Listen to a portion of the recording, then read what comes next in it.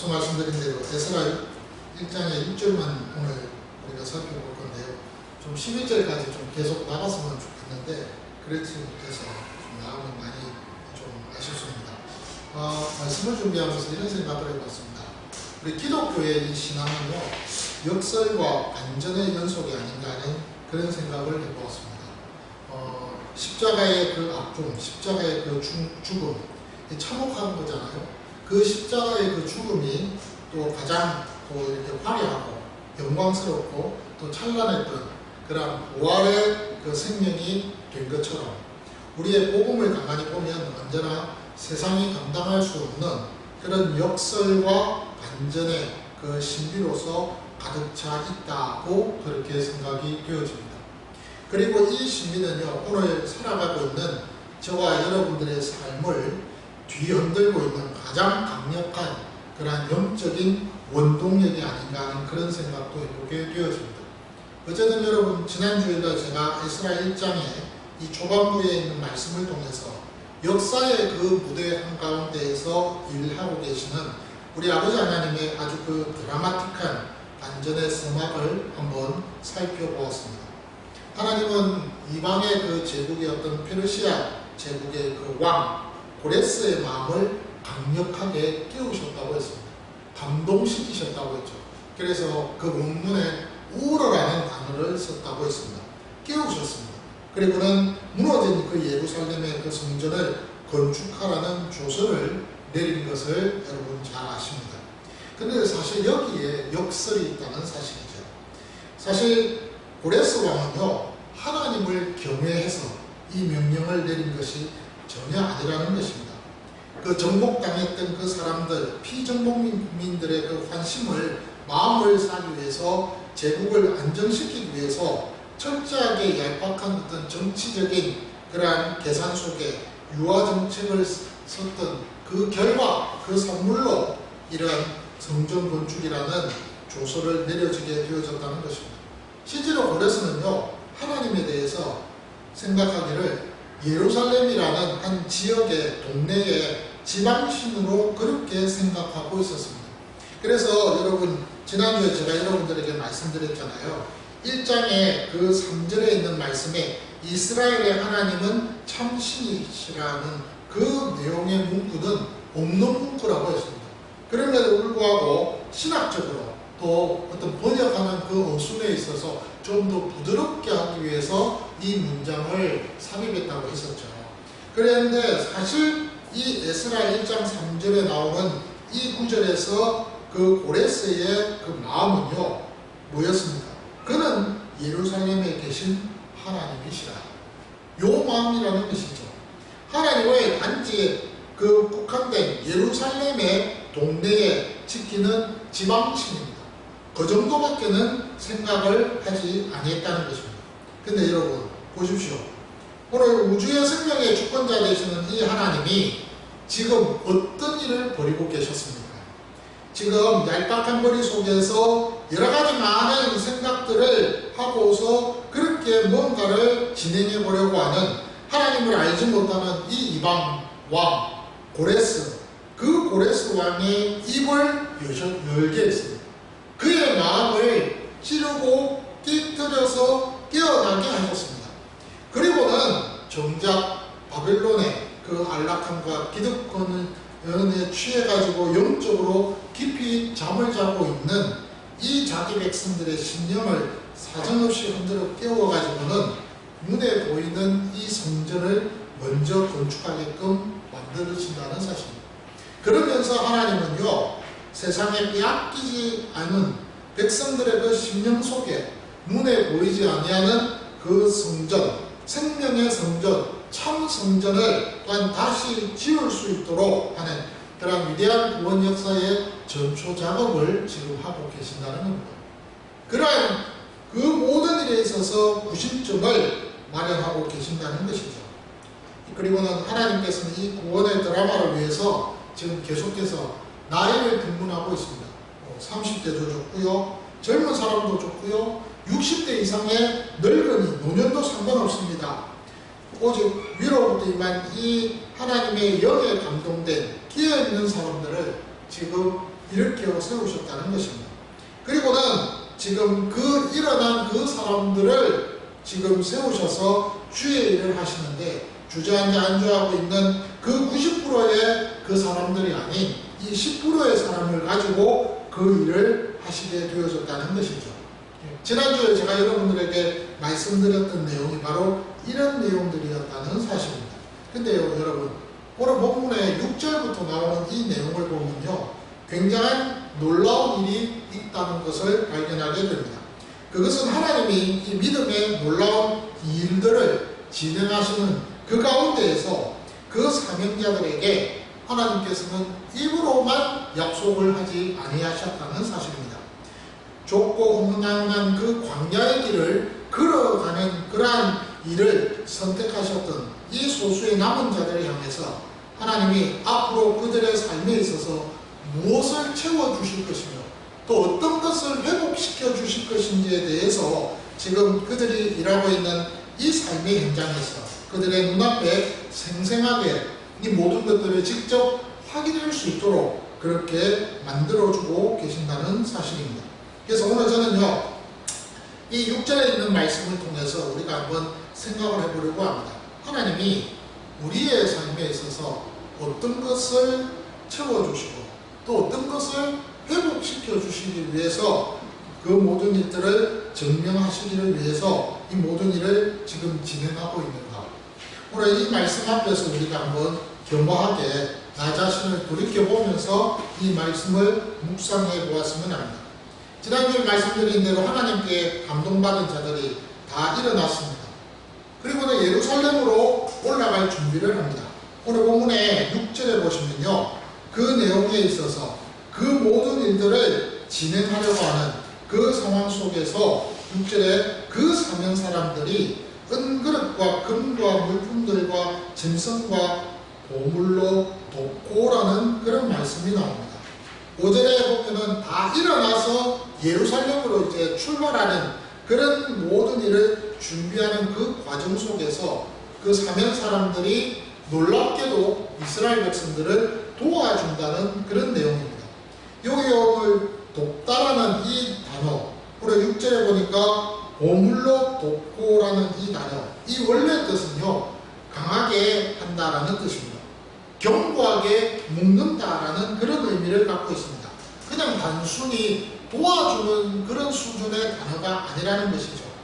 낙심해서 풀린 그 손을 위로부터 강력하게 틀어주고 힘을 주어서 사명을 끝까지 감당할 수 있도록, 그 사명을 끝까지 수행할 수 있도록 견고하게 묶는다라는 그 뜻이 바로 오늘 이 본문에 나오는 돕는다라는 이 뜻의 원뜻이라는 것입니다. 오늘 본문의 5절에 보면은 현실의 안주에서 지금 살아가는 사람들의 모습들이 있습니다. 그들이 하나님 앞에 감동을 받아서 일어났습니다. 그래서 그것을 쿰이라는 말로 제가 지난주에 설명을 드렸습니다. 달리다 쿰이라고 했을 때 이 쿰, 일어났다는 뜻입니다. 그리고 이 10%도 안 되는 이 남아있는 이 소수의 이 모든 사람들이 이제 광야의 길을 걸어가기 위해서 준비를 하고 있다는 사실입니다. 막상 여러분, 떠나는 그들의 손앞에는 아무것도 없습니다. 아니, 이제 막상 떠나려고 해보니까 이제 그 떠나려고 하는 그 상황의 눈앞에 현실로 다가옵니다. 어떻게 해야 될지 몰라요. 그런 가운데에서 하나님은요, 사면의 백성들의 그 손을 움직여서 그들이 지금 두려움 속에서, 긴장 속에서 풀려있는 그 손을 강하게 잡아서 묶어 주셨습니다. 이처럼 하나님은요, 남은 자, 유대인들에게 뿐만 아니라 돕는 자들을 주변에서 붙여주시면서 유대 땅에 가서 계속 그 일을 할 수 있도록 만들어 주셨다는 겁니다. 그것을 그 땅, 이방 땅에서도 보여주셨고 유대 땅에 가서도 계속 그 일이 일어날 것이라는 것을 이 모습을 통해서 확인시키시고 또한 각인시키시고 계셨다는 사실입니다. 여기에 놀라운 영적 원리가 있다는 것을 우리는 생각해 봐야 됩니다. 신약시대에 보면 여러분 사도 바울의 삶을 여러분 보고 있지 않습니까? 그 삶에서 우리는 증명되어지는 일들이 참 많습니다. 바울은 세상의 그 어떤 배경이나 그 어떤 특권도 그리스도를 알아가는 그 지식계는 아무것도 아니라고 했습니다. 그래서 배설물이라는 그 말로 빌립보 3장 8절에서 고백하고 있는 것을 보지 않습니까? 배설물로 여겼다는 것이죠.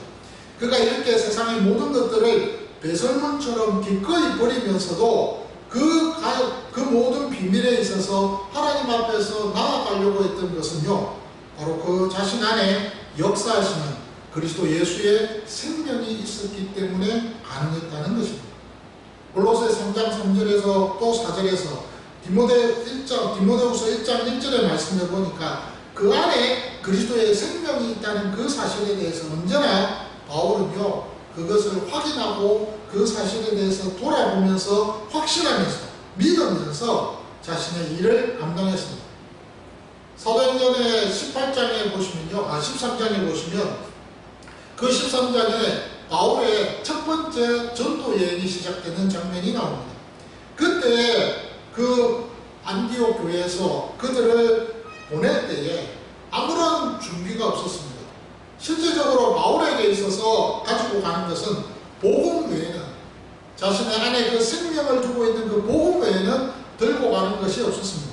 그래서 바나바와 함께 열심히 2차 전도 여행을 소아시아를 중심으로 해서 했습니다. 그때 무엇을 기대했겠습니까? 아무것도 기대되는 것이 없었습니다.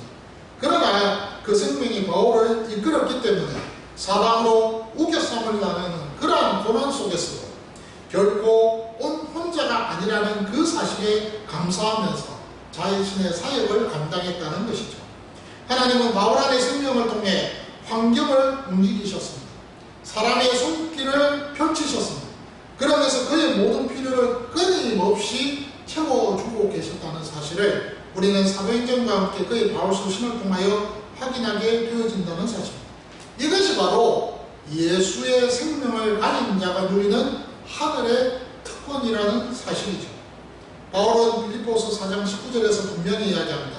나의 하나님이 그리스도 예수 안에서, 나의 하나님이 그리스도 예수 안에서 영광 가운데 그 풍성한 대로 너희 모든 것을 채우시리라고 그렇게 담대하게 선포할 수 있었던 것은 그의 삶에 있어서 분명히 그 안에 생명이 있었고, 그 생명을 통하여 주님께서 구구절절히 그 사사건 그 모든 삶에 세밀하게 간섭하신 것을 직접 그가 체험하고 느꼈기에 이렇게 담대하게 선포할 수 있었다는 말입니다. 이런 은혜는요, 오늘날 우리에게도 동일하게 지금 적용이 되어지고 있는 것을 기억하시기 바랍니다. 내 안에 그리스도 예수의 생명이 꿈틀거리고 있기에, 그렇기 때문에 우리는 결코 이 세상에서 혼자가 아니라는 사실입니다. 내 안에 그리스도의 생명이 있기에 그 예수 생명을 가진 자이기 때문에 하나님이 친히 예배하신 그 삼인의 손길을 누리며 살아가는 특권을 우리는 누리며 살아갈 수 있다는 것입니다. 그 생명이 있기에 그런 특권 속에서 우리는 살아갈 수가 있는 것입니다. 힘이 들고 어렵고 어떤 때는 우리의 마음을 위축시키고 가라앉게 만드는 그런 때에도 불구하고 주님이 공급하시는 그 돕는 손길, 그 모든 순간순간을 통하여서 하나님이 나를 붙들고 계시는 것을 맛볼 수 있도록 내 안에 그 생명이 역사하고 흔들고 그 생명이 나를 붙들고 이끌고 나아가고 계신다는 그런 사실입니다. 근데 오늘 여러분, 이처럼 이 사명의 손을 강하게 묶고 계시는 이 하나님의 그 공급하심 앞에서 남은 자들의 돕는 그 사람들의 그 모습을 한번 보시기 바랍니다. 오늘 본문의 6절에 보니까 하반절 그 끝부분에 보면요, 이런 말이 있어요. 그 외에도 예물을 기쁘게 드렸더라는 말이 있습니다. 돕는 자들이 억지로 의무감으로 또 체면 때문에 어쩔 수 없이 자신들의 그 어떤 주머니를 열었다, 이런 것이 아니었습니다. 기쁘게 드렸다고 해서 기쁘게 드렸다. 그 원의 뜻은요, 스스로 자원해서 완전히 자신을 내어놓는다는 그런 의미가 되겠습니다. 누군가가 강요해서는 아니라는 것이죠. 내면에 마음속에 폭포수처럼 흘러나는 그런 어떤 은혜의 감동을 받아서, 그래서 아무런 대가 없이 기쁨으로 자신을 쏟아 부어드리는 그 완전한 자발성을 오늘 이 기쁨으로 드렸다라는 이 단어에서 찾아볼 수가 있다는 것입니다. 이 장면을 우리가 생각해 보면요, 과거에 출애굽기에 나왔던 그 애굽 사람들이 이스라엘 백성들에게 출애굽 당시에 은과 금과 그 폐물들을 안겨다 주는 그 모습을 여러분 영상해 보지 않습니까? 정말 재현되는 내용인 것 같아요. 제2의 출애굽의 모습이 지금 이 페르시아의 이 땅, 이방 땅에서 벌어지고 있다는 것입니다. 그런데요, 이 장면을 곰곰이 생각해 보면서 우리는요, 예수 그리스도를 생각할 수밖에 없습니다. 저와 여러분들을 살리기 위해서, 우리의 사망의 근원에 누워있던 우리를 새 생명을 주시기 위해서 십자가에서 단번에 자신을 자원하는 대속제물로 내어주셨다는 이 사실, 마가복음 10장 45절에 보니까 자신을 대속의 화목제물로 내었다고 분명히 나가는 그 그리스도 예수에 대해서 설명하고 있는 것을 여러분 기억하고 있지 않습니까? 예수님이 자원하여서 생명을 주심으로 사탄의 권세를 깨뜨리셨기 때문에 그 생명을 받은 저와 여러분 우리 모두는요, 역시 그 사명의 길을 가는 형제들을 볼 때마다, 하나님의 교회가 세워지는 것을 볼 때마다 자신의 소유를 나의 것으로 생각하지 아니하고 하나님의 나라를 위해서 기쁨으로 자원하는 마음으로 내어놓을 수 있다는 사실입니다. 그것도요, 바로 내 안에 예수의 생명이 살아서 숨쉬고 있다는 증거예요. 그래서 여러분 말씀을 들을 때, 아니면은 또한 기독교 방송 이런 것들을 들었을 때 여러분들이 그 말씀을 듣는 가운데 어떤 홍보용 그 영상을 볼 때마다 가난한 자들이나 또한 참으로 그 어떤 생명이나 위급함을 통하여서 뭔가를 필요로 하는 그런 사람들이 있을 때 그들에게 기꺼이 우리의 것들을 드리고 헌신할 수 있었던 것은 바로 우리 안에 예수 생명이 살아서 숨쉬고 있다는 것입니다. 그렇기 때문에 우리는요, 그냥 주저앉거나 우리가 망설이거나 우리가 낙심하거나 이러지를 않는다는 것이죠. 내 힘과 내 욕심으로는요, 이 땅의 물질과 안락함을 움켜쥐려고만 할 뿐입니다. 그러나 여러분, 우리가 자원하지 못하는 가운데 있지만, 그러나 예수 생명이 나를 사로잡고 있기에 우리는 주는 것이 아깝지 않다는 거예요. 사명자들을 돕는 것이 가장 큰 기쁨이라고 나다라는 이 단어가 그것입니다. 오늘 우리의 삶을 한번 돌이켜보는 것도 좋겠다고 생각합니다. 근데 여러분, 이것보다도 더 기가 막힌 비밀이 오늘 본문의 6절 전체를 통해서 알게 되어진다는 사실입니다. 제가 이 말씀을 묵상을 하는 중에 와, 이런 일도 있구나 라고 생각을 했습니다. 그것은 뭐냐면 오늘 본문의 6절 전체를 한번 보십시오. 여기 보니까 기쁨으로 예물을 쏟아붓는 이 사명 사람들이 누굽니까? 제가요, 이 사람들이 누군가 단순히 그냥 페르시아에 남아있는 그 이방 민족들이었던가, 그래서 제가 고정 자료와 함께 주석들을 찾아보았습니다. 근데요, 단순히 그 사람들만 있는 것이 아니더라는 것이죠. 그 유대인들을 포로로 부리면서 기득권을 누렸던 그 바벨론의 이방인들, 그들만 있는 것이 아니더라는 것이죠. 사명의 그 광야의 길을 두려워서 함께 동참하지 못하는 그 90%의 그 남아있는 유대인들, 그들도 여기 한 무리에 속해 있더라는 것이죠. 그리고 또 하나는요, 페르시아 전역에 흩어져 살고 있는 그 앞서 북쪽의 그 이스라엘 백성들, 앞서 그 바벨론에 의해서 망해서 그래서 포로로 잡혀왔던 그 북쪽의 이스라엘 그 백성들, 그 잃어버린 그 형제들도 이 부류에 함께 포함되어 있더라는 것입니다. 이 사람들이요, 남쪽 유다의 이 소수의 무리들이 성전지으러 간다라고 그렇게 이제 소식을 들었을 때 얼마나 그들 마음속에 여러 가지 많은 그 생각들이 교차했겠습니까? 나도 가야 될까? 어떻게 해야 될까? 남아야 되나? 별의별 생각을 그들 역시 하고 있지 않았겠습니까? 그 소식을 들으면서 그 무리를 보면서 그들의 마음속에 뭔가가 있더라는 것이죠. 그래서 그들의 마음을 움직이게 되어졌더라는 겁니다. 전념이 되는 것이죠. 동화가 되는 것이죠. 감동이 되는 것입니다. 이것이 바로 놀라운 복음의 비밀이라는 것입니다. 아, 저들이 진짜 살아있는 하나님의 백성들이구나. 저들이 정말 광야길을 가는 가운데에서 그 길은 진짜 생명의 길이구나. 이런 생각을 하면서 자신들은 동참을 함께 몸으로 하지는 못하지만 뭔가를 그들을 위해서는 좀 해야 되겠다는 그 마음이 그들 속에 있게 되더라는 것이죠. 그래서 여러분, 그 소수의 무리들의 그 마음과 행동에 동참하고 싶은 그 마음, 동화되어서 전염이 되어져서 그 자원하는 마음으로 그 예물들을 기쁘게 드리게 되어졌다는 말입니다. 바로 이것이 하나님이 일하시는 생명의 공동체이자 교회의 모습이 아니겠습니까?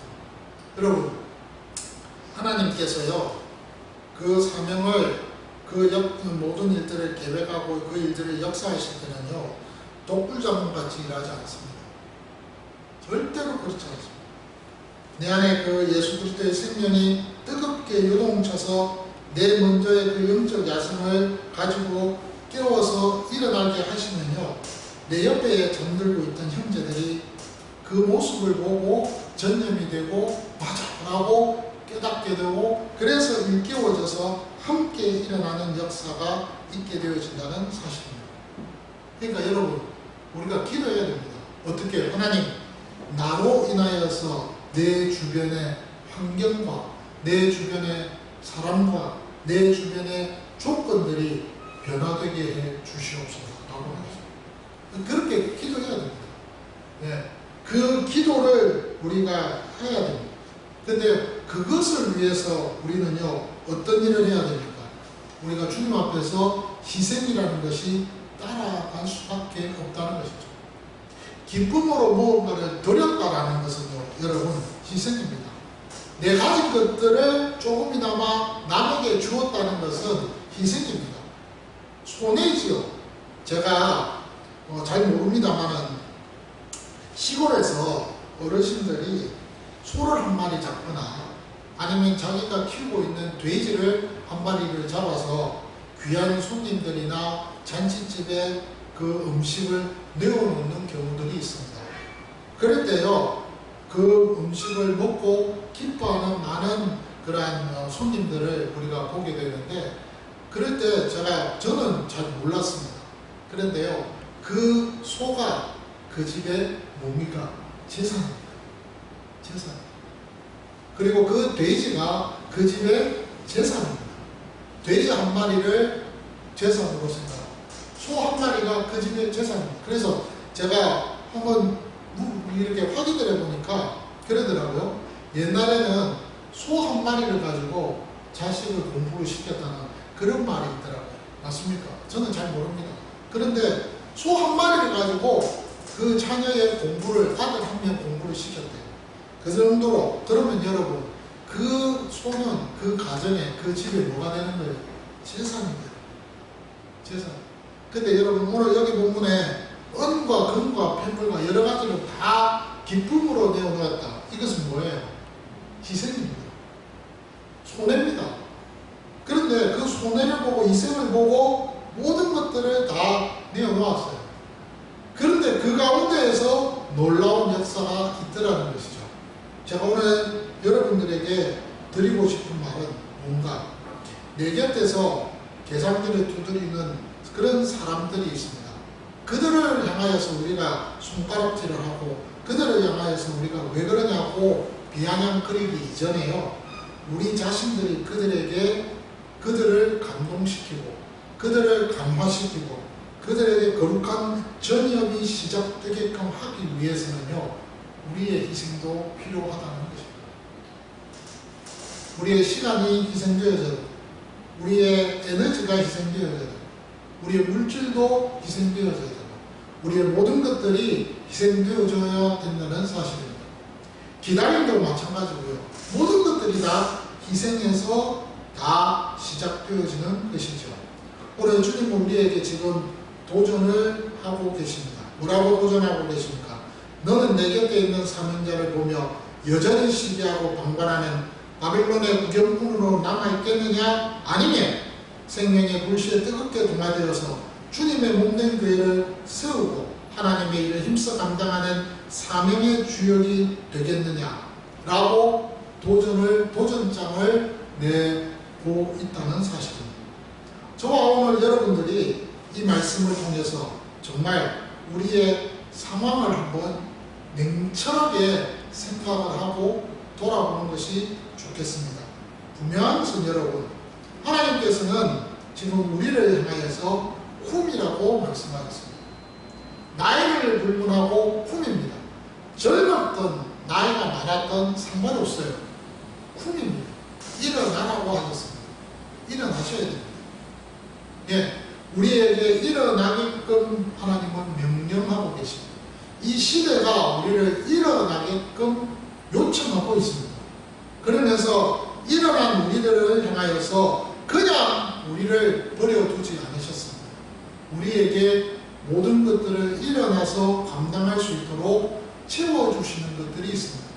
근데 그 일어나는 그 순간에, 그때에 그 일어남을 통해서 주변에 있는 사람들이 우리의 모습을 보고 감동하고 감화를 받고 동화가 되어져서, 그래서 그들의 것들을 우리에게 채워주고 함께하는 그런 놀라운 역사를 맛보게 되어지더라는 것이죠. 그러니까 여러분, 가만히 앉아있는 것이 아니라 일어날 때 일이 일어납니다. 일어날 때. 예, 저 사람은 왜 저래? 이건 아닌데, 그것이 아니라는 것이죠.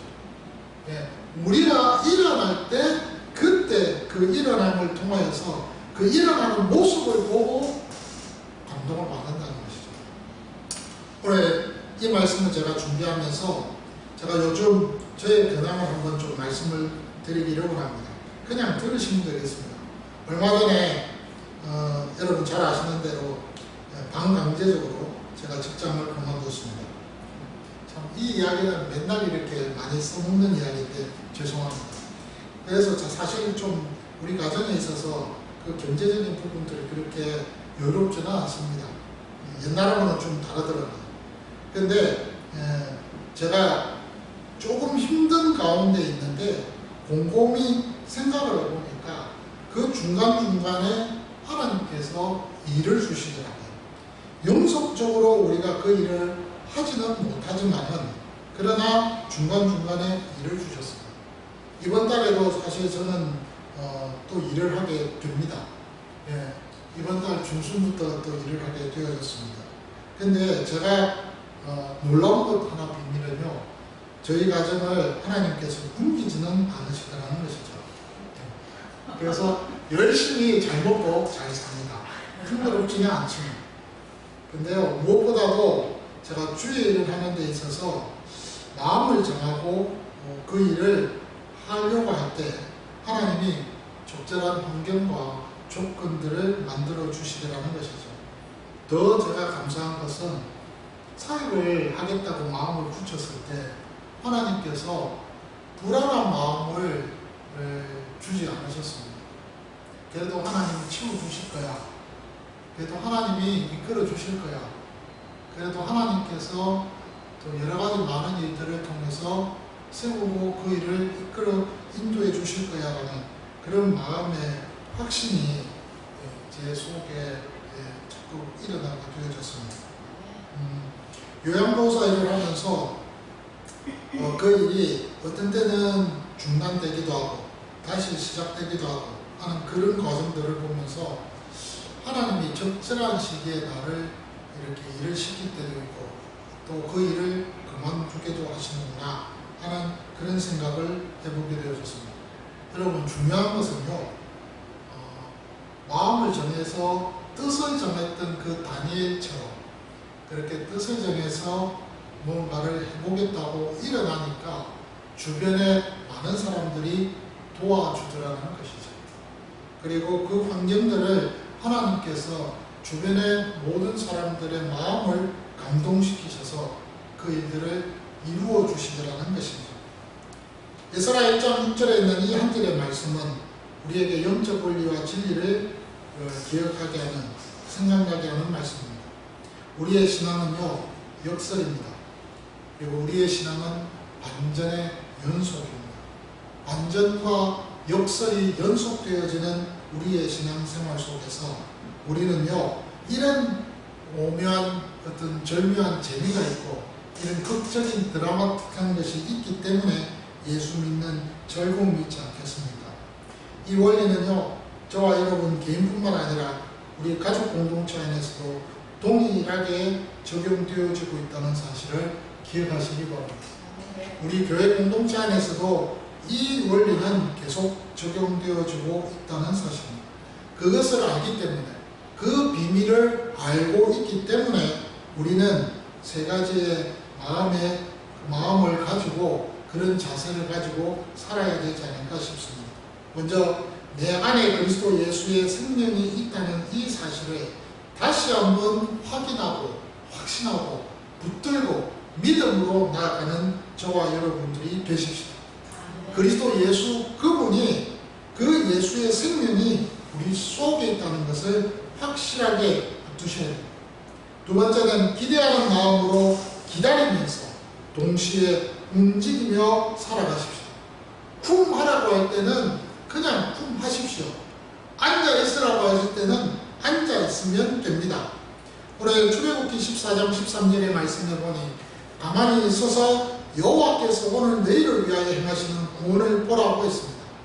그때는 무조건 서서 보면 됩니다. 아무 일 할 필요가 없다는 것입니다. 그냥 가만히 서 있기만 하면 됩니다. 그리고 앉아 있으면 됩니다. 그러나 여러분, 민수기 9장 23절에서는 동시에 움직이라고 했습니다. 성막의 구름 안에 그 위에 구름이 떴을 때, 그리고 그 구름이 움직였을 때 이스라엘 백성들은 움직였습니다. 말씀이 움직이라고 하면 움직이고요, 그 말씀이 머물러라고 하면 머물면 됩니다. 기다리라고 하면 기다리면 됩니다.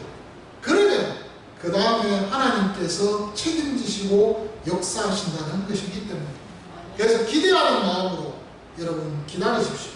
그러면서 동시에 움직이십시오. 그리고 살아가기를 원합니다. 그리고 마지막으로 여러분, 우리가 내 가정과 내 이웃에, 그리고 우리의 가족 공동체를 향해서 생명의 통로가 되기 위하여 기도하며 그 일에 꿈을 가지고 그 일을 위하여 힘쓰시기를 바랍니다. 그렇게 우리의 삶은 하나님께서 우리 모두를 생명의 통로로 만드시기를 원하십니다. 그래서 여러분들 섬기고 있는 가정 안에서, 여러분들이 섬기고 있는 이 교회 공동체, 이 가족 공동체의 이 목장 안에서 그 일을 하게끔 하셨습니다. 여러분 주변에 혹시 VIP가 있으십니까? 그렇다면 그들을 위하여 기도하시기 바랍니다. 그리고 그 기도 속에서 VIP를 위해서 여러분 마음에 그들을 위하여 기도하는 가운데 기다리시기 바랍니다. 기다리는 가운데에서 하나님께서는요, 움직이는 역사가 있다는 사실입니다.